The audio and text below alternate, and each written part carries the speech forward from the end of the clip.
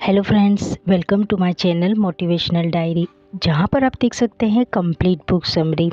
दोस्तों, हम सभी का कोई ना कोई सपना होता है और अपने सपने को पूरा करने की चाहत हम सबके अंदर होती है और उसके लिए हम सब बहुत कोशिश भी करते हैं। आज हम आपके लिए ऐसे ही सपनों से भरी एक किताब की समरी लेकर आए हैं जिसका नाम है द अल्केमिस्ट और इस किताब के लेखक है mister Paulo Coelho. Mister Paulo Coelho ने यह किताब 1988 में लिखी है। यह कहानी एक युवा चरवाहे के बारे में बताती है जो खजाने की खोज में निकला था। इस किताब ने बहुत से लोगों की लाइफ को चेंज किया है। अक्सर हम सबको अपने लाइफ में कोई गोल नजर नहीं आता, यानी कि कोई लक्ष्य नजर नहीं आता है, और कभी कभी हमारे गोल यानी लक्ष्य तो डिसाइड किया होता है लेकिन उसे पाने का हौसला नहीं होता। आखिर ये कौन सी उलझनें होती हैं जो हमें अपने सपनों को पाने से रोकती हैं? ऐसे बहुत से सवालों का जवाब इस किताब के द्वारा पाए जा सकते हैं। इस किताब से जीवन को नए तरीके से जीने का नजरिया और मोटिवेशन दोनों ही मिलता है। जीवन में आने वाली कठिनाइयों से कैसे मुकाबला किया जा सकता है, ये सब इस किताब की समरी को सुनने के बाद आप समझ जाएंगे। ये किताब हम सब के अंदर एक नई उम्मीद जगाएगी और मोटिवेशन की तरह काम करेगी। दोस्तों, इस वीडियो के अंत में इस कहानी से हमें क्या सीखने को मिला और ये बुक हमें क्यों पढ़नी चाहिए, इन बातों के बारे में बात करेंगे। तो लास्ट तक जरूर बने रहिए और आपके विचार कमेंट बॉक्स में जरूर बताएं।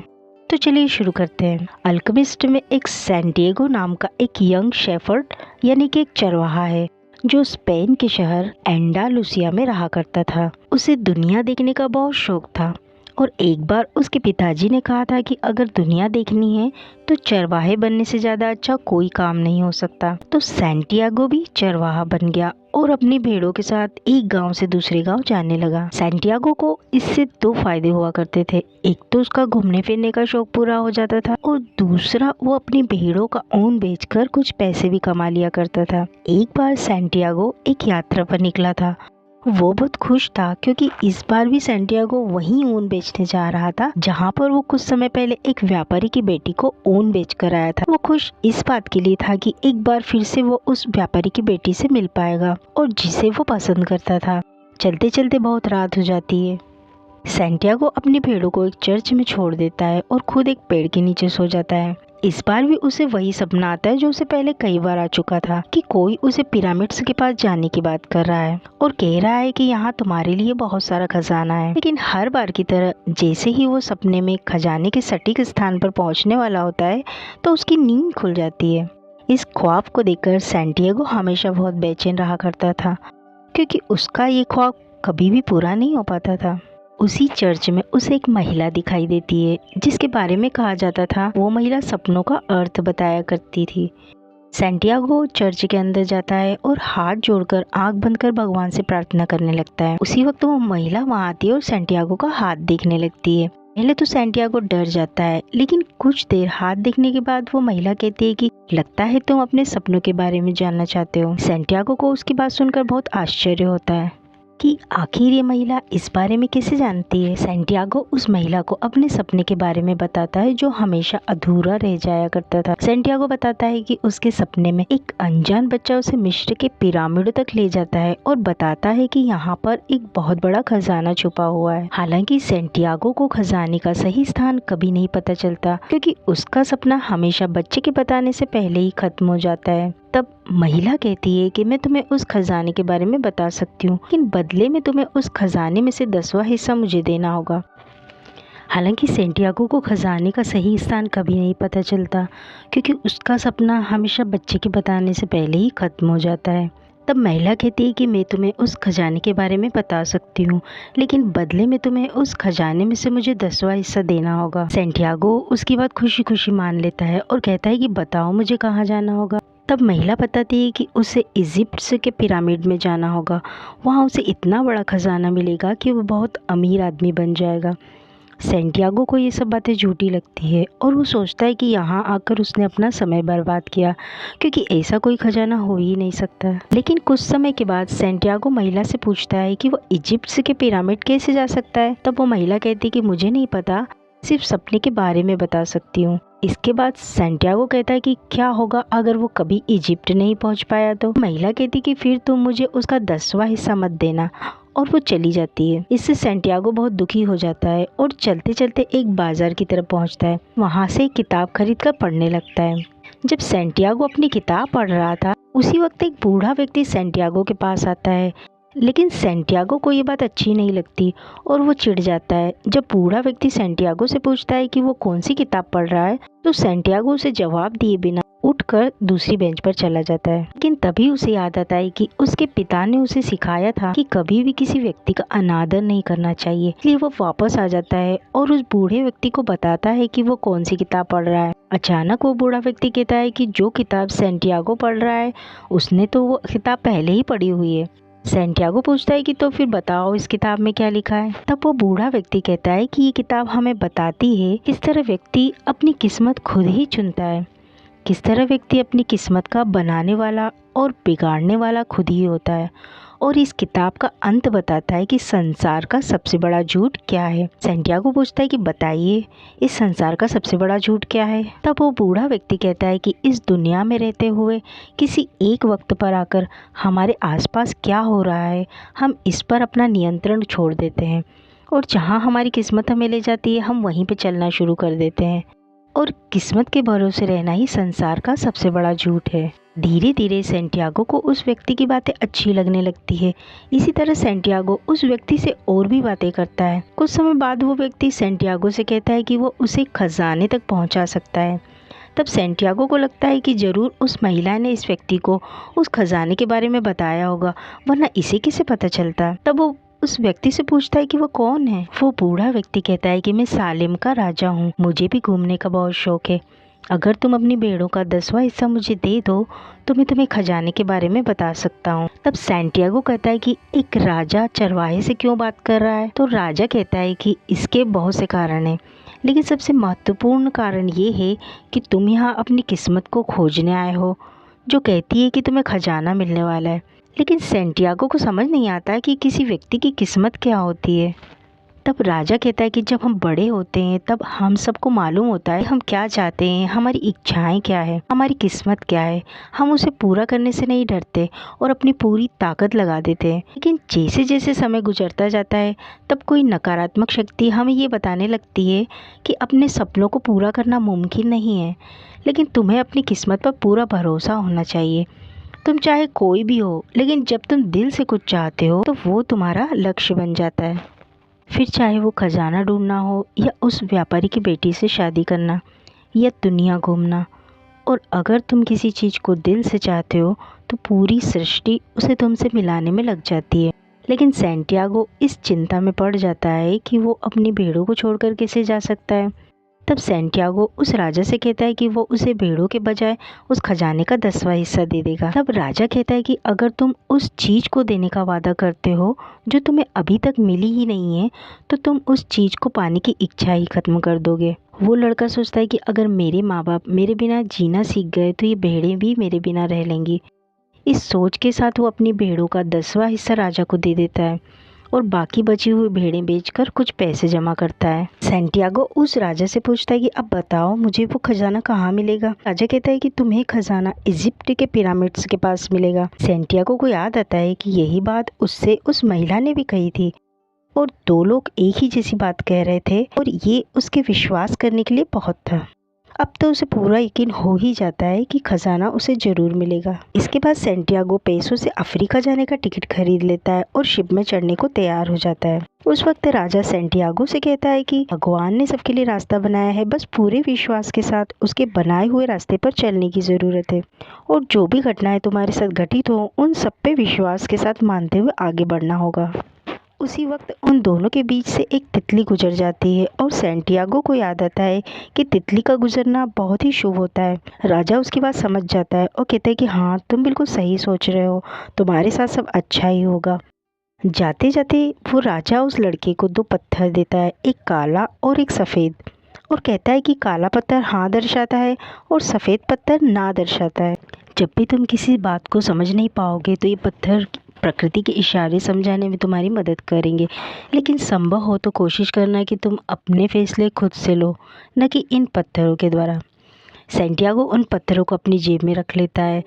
तब राजा सैंटियागो से कहता है कि एक बात हमेशा याद रखना, अपने सपने को कभी मत छोड़ना और तब तक अपने सपनों के रास्ते पर चलना जब तक कोई परिणाम न निकल आए। और फिर वो राजा अपनी भेड़ों को लेकर चला जाता है।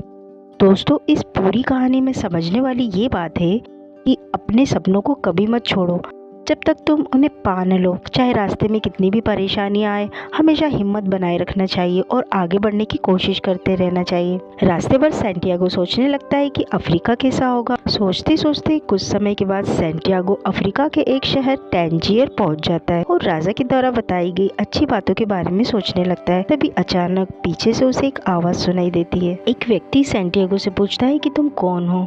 तो सैंटियागो उसे अपने बारे में सब कुछ बता देता है और अपनी यात्रा का कारण बता देता है। वो व्यक्ति कहता है कि अगर तुम चाहो तो मैं तुम्हारा गाइड यानी पथ प्रदर्शक बन सकता हूँ। सैंटियागो को ये भी राजा द्वारा बताई गई अच्छी बातों में से एक लगता है और वो सोचता है कि उसकी मदद के लिए यूनिवर्स की पवित्र आत्मा ने किसी को उसके पास भेजा है। सैंटियागो पूछता है कि क्या तुम्हारे पास खजाने तक पहुँचने का कोई रास्ता है। तो वो व्यक्ति कहता है कि इसके लिए हमें पूरे रेगिस्तान को पार करना होगा, उसके लिए पैसों की जरूरत होगी। तब सैंटियागो अपने पैसे उस व्यक्ति को दिखा देता है और वहाँ चोरों के द्वारा उसे लूट लिया जाता है, क्योंकि वास्तव में वो व्यक्ति चोर ही था। सैंटियागो का रोने का दिल करता है और वो सोचता है कि इससे अच्छा तो वो अपनी भेड़ों के साथ ही था और ये सब खजाना वजाना और अच्छी घटनाएं झूठी बातें हैं। लेकिन तभी उसे राजा की कही हुई एक बात याद आती है, जब तुम सचमुच किसी चीज को पाना चाहते हो तो संपूर्ण सृष्टि उसकी प्राप्ति में मदद के लिए तुम्हारे लिए योजना बनाती है। लेकिन वो ये योजनाएं ही होती हैं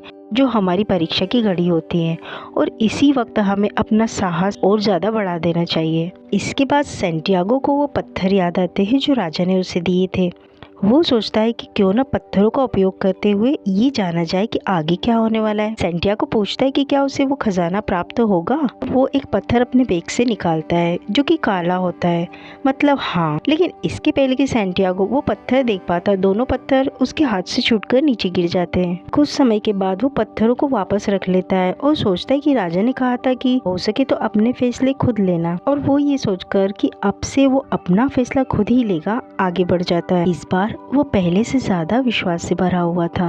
वह कई लोगों की मदद करता हुआ आगे पहुंचता है और उसे कई बार ये एहसास होता है कि कोई अनोखी शक्ति उसकी मदद कर रही है। उसे ये भी एहसास होता है कि उसे धीरे धीरे बहुत कुछ सीखने को मिल रहा है। चलते चलते वो एक बाजार में पहुंचता है। एक क्रिस्टल व्यापारी को एक व्यक्ति की जरूरत थी जो साफ सफाई कर सके। सैंटियागो ये देख लेता है। वह उस व्यापारी से कहता है कि वो उसके क्रिस्टल्स की साफ सफाई कर देगा, जिससे वो ज्यादा बिकेंगे। बदले में व्यापारी उसे खाने के लिए कुछ दे दे। सैंटियागो खुद व्यापारी के बिना कुछ बोले उसकी दुकान के क्रिस्टल साफ करने लगता है। कुछ समय बाद व्यापारी सैंटियागो को खाने के लिए बाहर ले जाता है और सैंटियागो से कहता है कि मुझे दिख रहा है कि तुम्हें काम की जरूरत है और मुझे तुम्हारी, क्या तुम मेरी दुकान पर काम करोगे। तो सैंटियागो कहता है कि हाँ, लेकिन मैं आज रात तक ही काम कर पाऊंगा। मैं तुम्हारी दुकान के सारे क्रिस्टल साफ कर दूंगा, बदले में तुम मुझे इजिप्ट तक जाने के पैसे दे देना। इस बात पर व्यापारी हंसने लगता है और बोलता है कि अगर पूरे साल भी तुम मेरी दुकान पर काम करोगे भी इतने पैसे नहीं कमा पाओगे कि तुम इजिप्ट पहुंच जाओ। तब सैंटियागो सोचता है कि दुकान पर काम करके वो वापस अपने गाँव जाने लायक और अपनी भेड़ों को खरीदने लायक पैसा कमा लेगा, और इस तरह वो उस व्यापारी की दुकान पर काम करना शुरू कर देता है। व्यापारी की दुकान बहुत ऊंची पहाड़ी पर होती है, जिसके कारण लोग उसकी दुकान तक जाने में बहुत थक जाया करते थे और पहाड़ी पर खाने पीने के लिए कुछ खास सामान भी नहीं था। तब सैंटियागो उस क्रिस्टल व्यापारी को ये आइडिया देता है कि क्यों ना हम क्रिस्टल के साथ साथ चाय बेचना शुरू कर दें। इससे हम ज़्यादा पैसे भी कमाएंगे और हमारे क्रिस्टल भी ज़्यादा बिकेंगे। व्यापारी को ये आइडिया पसंद आता है और वो एक खास किस्म की चाय बेचना शुरू कर देते हैं। इससे कई लोग उस चाय को पीने ऊपर तक जाना शुरू कर देते हैं और उस व्यापारी की बिक्री बहुत बढ़ जाती है। एक साल के अंदर ही वो दोनों बहुत अमीर हो जाते हैं। इतने पैसे इकट्ठे कर लेता है कि अपनी भेड़ों को खरीद सके और गांव वापस जाए। इसलिए सैंटियागो अपने गांव जाने का निर्णय ले लेता है। लेकिन सैंटियागो को उस राजा की एक बात याद आ जाती है कि अपने ख्वाबों को कभी भी अधूरा नहीं छोड़ना चाहिए, और वो एक बार फिर से अपनी किस्मत को आजमाता है और इजिप्ट जाने वाले कारवां में शामिल हो जाता है। उस कारवां में सैंटियागो एक अंग्रेज से मिलता है जो एक प्रसिद्ध अल्केमिस्ट यानी धातु बनाने वाले को ढूंढने जा रहा था, जिसके बारे में उसने सुना था कि वो किसी भी धातु को पिघलाकर सोना बना दिया करता है। जब वे रेगिस्तान में यात्रा कर रहे होते हैं तो अंग्रेज सैंटियागो को कई रहस्यों के बारे में बताता है। चलते चलते कुछ वक्त बाद वो अंग्रेज सेंटियागो की किताब पढ़ लेता है और उन दोनों पत्थरों को देख लेता है जिसे सेंटियागो जादुई पत्थर समझ रहा था। सेंटियागो को ये अच्छा नहीं लगता और वो उससे अपनी किताब और पत्थर वापस ले लेता है। वो अंग्रेज सेंटियागो से पूछता है कि क्या ये पत्थर मुझे मिलेंगे? तो सेंटियागो कहता है कि जादुई पत्थर है जो बेचने के लिए नहीं है। तब वो अंग्रेज कहता है कि तुमसे किसने कहा कि ये पत्थर जादुई है? ऐसे तो करोड़ों पत्थर है इस दुनिया में। तब सेंटियागो कहता है कि वो उसे राजा के द्वारा दिए गए हैं और उन्होंने कहा था कि जब भी किसी घटना के बारे में जानना हो तो इनका उपयोग करते हुए तुम अपने जवाब जान सकते हो। उस वक्त अंग्रेज भी वही अच्छी और बुरी घटनाओं के बारे में बातें करने लगता है जिसके बारे में राजा ने सेंटियागो को बताया था। सेंटियागो चौंक कर पूछता है कि तुम्हें अच्छी और बुरी घटनाओं के बारे में कैसे पता? तब वो अंग्रेज कहता है कि इसमें पता होने जैसी कौन सी बात है। हमारे जीवन में जो भी अच्छा होता है वो अच्छी घटनाएं हैं और अगर कुछ बुरा होता है तो वो बुरी घटनाएं न होकर वो सबक है जिनसे सीखकर हम अपनी आगे की आने वाली ज़िंदगी को अच्छा बना सकते हैं। ये वो भाषा है जो सबको पता होती है, लेकिन लोग भूल जाते हैं कि जीवन में जो होता है सब अच्छा ही होता है। इसी तरह बातें करते हुए वो कारवां उस अल्केमिस्ट के गांव अल्फयम में पहुंच जाता है, लेकिन तभी कबीलों में जंग शुरू हो जाती है और सेंटियागो आगे इजिप्ट के लिए नहीं बढ़ पाता और उस अंग्रेज के साथ ही उस अल्केमिस्ट का घर ढूंढने में उसकी मदद करता है। वो लोग उसे ढूंढते हुए उसी गांव के एक कुएं के पास पहुंचते हैं। वहाँ सेंटियागो फातिमा नाम की एक खूबसूरत लड़की से मिलता है जिसके साथ वो तुरंत प्यार में पड़ जाता है। फातिमा उन दोनों को उस अल्केमिस्ट का पता बता देती है, लेकिन फातिमा से मिलने के बाद सेंटियागो इजिप्ट नहीं जाना चाहता था और रोज़ फातिमा से मिलने उस कुएं पर जाता है। वहीं दूसरी तरफ वो अल्केमिस्ट उस अंग्रेज से पूछता है कि तुम मुझे 10 सालों से ढूंढ रहे हो, क्या इन 10 सालों में तुमने कभी खुद से सोना बनाने की कोशिश की है? तब वो अंग्रेज कहता है नहीं। तो वो अल्केमिस्ट कहता है कि बस जाओ और कोशिश करना शुरू कर दो, क्योंकि किसी भी चीज़ का आविष्कार करने के लिए निरंतर कोशिश करना ही सबसे सरल उपाय है। अगर तुमने कोशिश की होती तो तुम सोना बनाना खुद ही सीख गए होते, मेरे पास आने की ज़रूरत ही नहीं होती। एक दिन सेंटियागो 2 बाजों को लड़ते हुए देखता है तो उसे विज़न आता है कि उस गांव पर आर्मी हमला करने वाली है। ये बात सेंटियागो उस गांव के सरदार को बताने जाता है। वो सरदार सेंटियागो की बात सुनकर अपनी सेना को तैयार कर लेता है, लेकिन सेंटियागो से कहता है कि अगर तुम्हारा विजन गलत साबित हुआ तो मैं तुम्हारी गर्दन काट दूंगा। अगले दिन सच में आर्मी उस गांव पर हमला कर देती है, लेकिन सरदार पहले से ही तैयार होने की वजह से वो लड़ाई जीत जाता है। इससे खुश होकर सरदार सेंटियागो को 50 सोने की मोहरें देता है और गाँव का काउंसलर यानी परामर्शदाता बना देता है। सेंटियागो फातिमा के साथ नखलिस्तान यानी अल्फयम ओसिस में रहने पर विचार करता है, क्योंकि अब उसके लिए फातिमा ही सबसे बड़ा खजाना है। अगले दिन सेंटियागो यही बात फातिमा को बताता है तो फातिमा उससे कहती है कि वो अपने सपने को पूरा करने के लिए जाए, कि सच्चा प्यार कभी भी अपने चाहने वाले को उसके सपने पूरे करने से नहीं रोकता। वो वहीं रखकर सेंटियागो का इंतजार करेगी। इसके बाद वो अल्केमिस्ट सेंटियागो को बताता है कि वह उसे उस खजाने तक ले जाएगा और वो लोग खजाने की खोज में निकल जाते हैं। आगे चलते चलते पिरामिड के पास सेंटियागो और उस अल्केमिस्ट को एक लड़ाकू आदिवासी सेना द्वारा बंदी बना लिया जाता है और दोनों पर जासूसी का इल्जाम लगा दिया जाता है। इस पर वो अल्केमिस्ट उन लोगों से कहता है कि उन्हें कुछ भी नहीं पता, वो तो बस शिकार करने निकले हैं। अल्केमिस्ट आदिवासियों को बताता है कि सेंटियागो एक शक्तिशाली जादूगर है जो खुद को हवा में बदल सकता है। आदिवासी प्रभावित हो जाते हैं और कहते हैं कि अगर सेंटियागो उन्हें जादू करके बता देगा तो वो उन दोनों को छोड़ देंगे, लेकिन समस्या ये होती है कि सेंटियागो को पता ही नहीं होता कि जादू कैसे किया जाता है। वह अल्केमिस्ट से कहता है कि तुमने तो मुझे फंसा ही दिया, अब हम दोनों मारे जाएंगे। इस बात पर अल्केमिस्ट कहता है कि तुम मौत और हार जाने के डर को अपने अंदर से खत्म कर दो और अपना ध्यान रेगिस्तान में लगाओ तो तुम आसानी से हवा में गायब हो सकते हो। वह ध्यान करने लग जाता है। पहले वो रेगिस्तान से पूछता है, फिर वो हवा से पूछता है, फिर वो सूरज से पूछता है और आखिरकार वो आत्मा की दुनिया से पूछता है कि क्या वो सच में अपने आप को गायब कर सकता है। उसी वक्त तेज हवा के द्वारा सेंटियागो गायब हो जाता है और शिविर की दूसरी तरफ फिर से दिखाई देने लगता है। अब वो दोनों बच जाते हैं और कुछ दिन और सफर करते हुए एक सन्यासी के पास पहुंच जाते हैं।